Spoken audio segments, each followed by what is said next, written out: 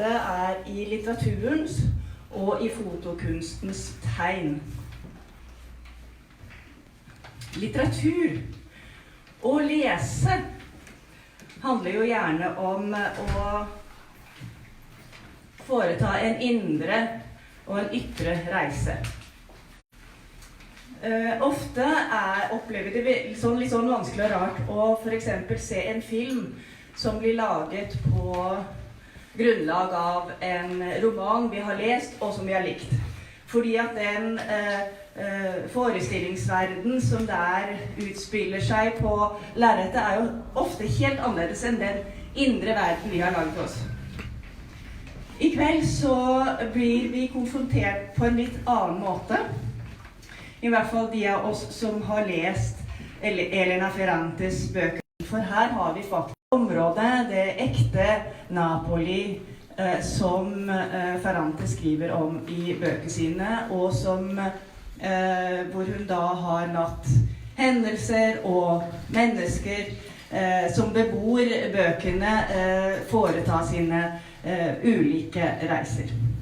Vi altså konfrontert med det virkelige, det ekte natur. Fotografen Ottavio Sellitti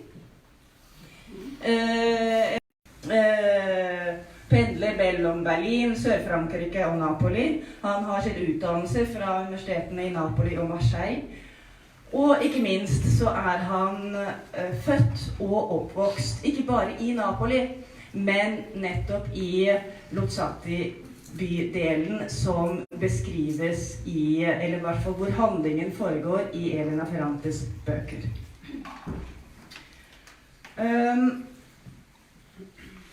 Og vi kan jo tenke oss at vi gjennom denne utstillingen hans faktisk da den konkrete reisen til det eksisterende Napoli. Vi går altså ut av den forestillingsverden vi måtte sitte inne med, og det var vel nå dette han ville oppnå. Det stadig var blitt snakket om hvem og hvor Elena Ferrante. Bare han selv som da før kriminaliteten og volden tok inntog i denne bydelen, og der det i dag for eksempel stor trafikk og masse parkerte biler, der kunne de fritt spille fotball i gatene. Han kan også huske at noen fortalte ham den gangen at hvis du hang ut klesvasken og med klær og kanskje sengetøy, som noen av bildene, som vi kan se på noen av bildene til Ottavio her i kveld, så kunne de risikere at de ble da stjålet av gjerne andre napolitanere, fordi de faktisk selv ikke hadde penger til å kjøpe seg utstyret. Så her har vi litt ekte bakgrunn for det lerretet som Ferrante prøver å sette opp. Så jeg kan tenke meg at denne utstillingen gir oss nettopp en ny mulighet til å foreta en mer konkret reise til Napoli, samtidig som vi kan bygge videre på den indre litterære reisen som vi har fått gjennom å lese bøkene, eller hvis de av dere som ikke har lest bøkene, kan kunne få ved å lese dem. Jeg skal ikke si så mye mer, før etter hvert så skal jeg gi ordet til Italias ambassadør Alberto Colella, som også Napoli-gutt og Ferrante-fan. Og selvfølgelig Ottavio Sellitti, som selv skal si noe vettugt om sin egen utstilling. Men som vi har annonsert, så har vi altså flere ting her i kveld, ikke bare bilder. Men for de av dere som måtte ha lyst, så har vi da et kjempetilbud på Napoli-kvartetten, som samlaget jo har gitt ut, og som selges da i garderoben der. Og pocketbøkene kan dere få kjøpt for ringe 100 kroner, de innbundne for 150 kroner. Så da det bare å ta kontakt med Anne-Marie der etterpå, eller i løpet av utstillingen. Så det en spesialpris. I tillegg så har vi en overraskelse. Fordi den 13. november så skal det være en førpremiere på den nye HBO Rai-serien om min briljante venninne, My Brilliant Friend. Så alle her som måtte ha lyst og anledning da hjertelig velkommen til å komme på den forestillingen gratis. Det bare da å melde seg til Isabel, som også står sammen med i garderoben, og skrive seg på en liste der og melde seg på, sånn at man sikrer seg plass. Det var i grunnen det jeg hadde tenkt å si. Ambassador, your turn now. Yes. Thank you. I will speak without microphone. Much better. Much better. I'm the ambassador of Italy, but above all, I'm a Neapolitan. I come from the city you are seeing in those pictures, and especially I come from this place of this region of Naples. I was born and was raised in the very, well, not in the rione Luzzatti, but nearby. I know very well the places which are retracted here, and as usual, I would like to tell you a story which is very interesting about my personal relation with Elena Ferrante. As you probably know, I'm quite new, still new. I arrived in last February, and as usual, when an ambassador arrives in a place, we published on the internet site of the embassy my curriculum vitae, and of course in my CV the first sentence says that I was born in Naples and I have a large family and I'm a Neapolitan. And then what happened was something very strange, because since the first days I could notice that a number of people called the embassy to meet me for some excuse, for some reasons, but then at the end of each meeting everybody asked me, Ambassador, but are you from Naples? Yes, of course. But do you know Elena Ferrante? So I realized after some time that the fact that I was Neapolitan and the fact that I was in a way connected with Elena Ferrante was something very relevant for people here, for Norwegians. And then I started making some research, and I discovered something very interesting. I discovered that Elena Ferrante is one of the most important literary successes in Norway for the last 50 years. Elena Ferrante, my brilliant friend, sold 10 million copies of the books all over the world, and of those 10 million copies, 500,000 copies were sold in Norway. 500,000 means that out of 5 million Norwegians, 1 in 10 came and read the books of Elena Ferrante. So that's a sort of a real interesting phenomenon. Norwegians love Italians. Yes. And so I started to go in depth on the Ferrante story. I looked for the translator, so I met Kristin Solsdal from Bergen, who was the translator of the Elena Ferrante books. I made some investigations, and you know, even now, almost every day I meet somebody who tells me, Ambassador, do you know Elena Ferrante? Where is my wife? This morning, today, for lunch, we had a lunch at home with the new German ambassador and his wife. And again, the wife of the ambassador, during the lunch, asked me, but you are from Naples, so you know Elena Ferrante? Yes, I know Elena Ferrante. So, I'm very proud to be here tonight to present the photographer and the exhibition. As usual, we discovered that we come from the same place on Naples. We discovered a lot of things in common, and again, Elena Ferrante, my brilliant friend, not only takes place in the part of the city where I was really born, but I recognized very well when I read the books the atmosphere, the feelings,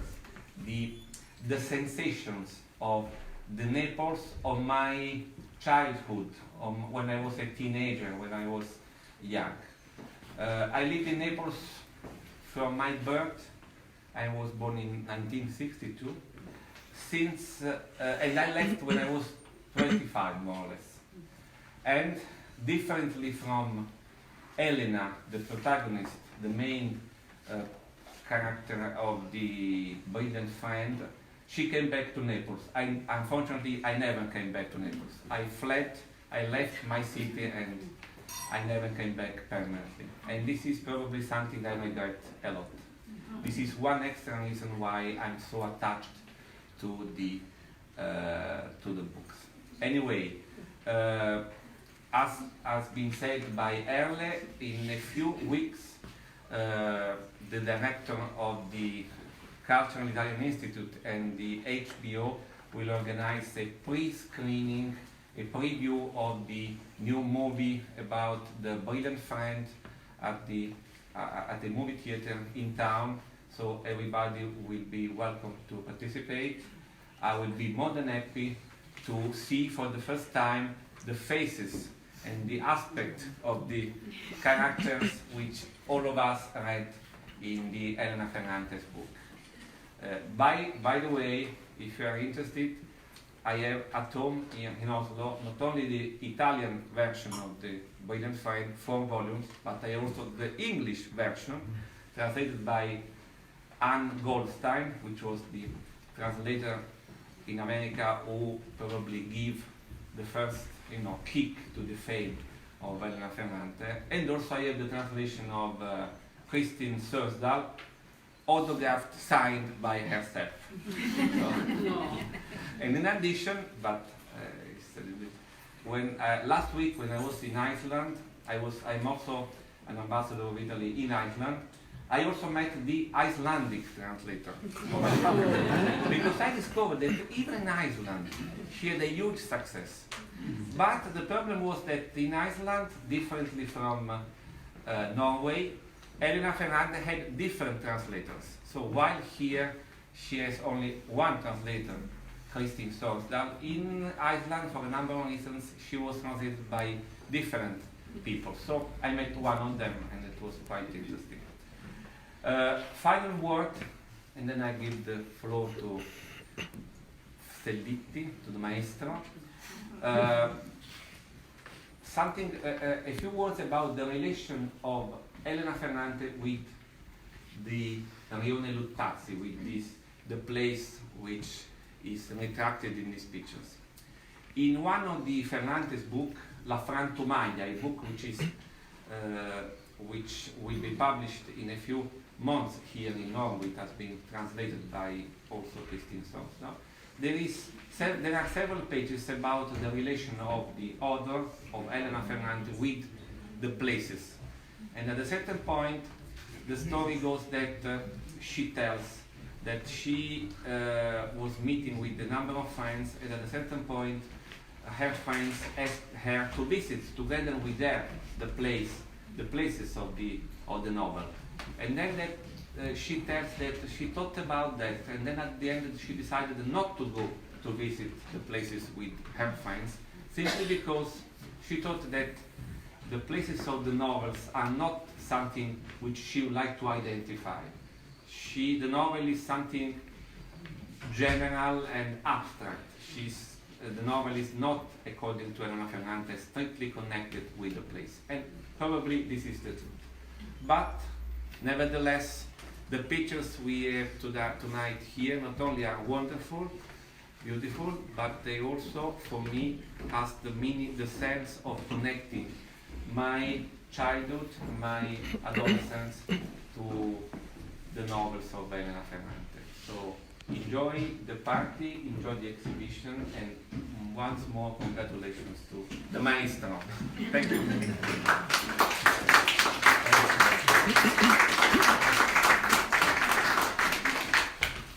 Sorry for my English. I would like to thanks for the wonderful introduction. I will try. Yeah, it's the wonderful introduction of the ambassador and the intuition of the Italian Cultural Center, what they did to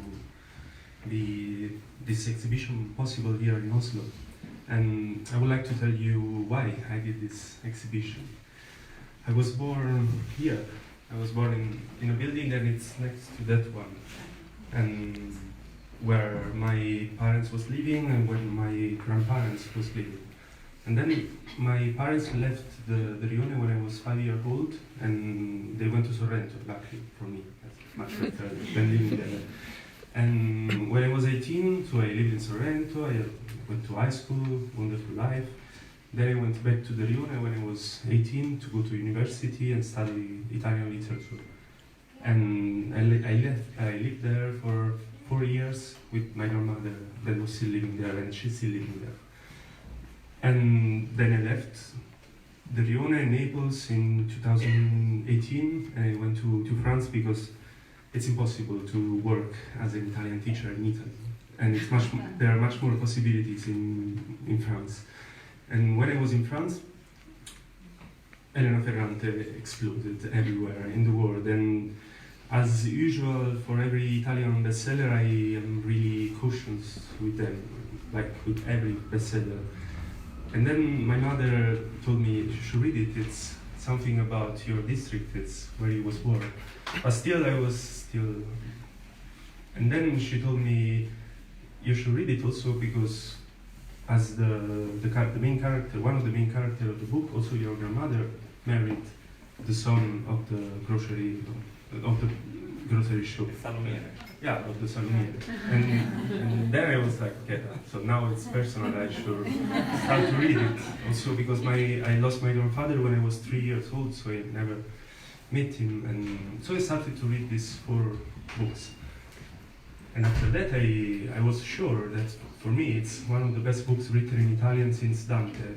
And it's really something wonderful for many, many reasons, language, project, and construction of everything. It is usual amount of things I would say about this thing, but I think there is mainly 2 wonderful things about that work.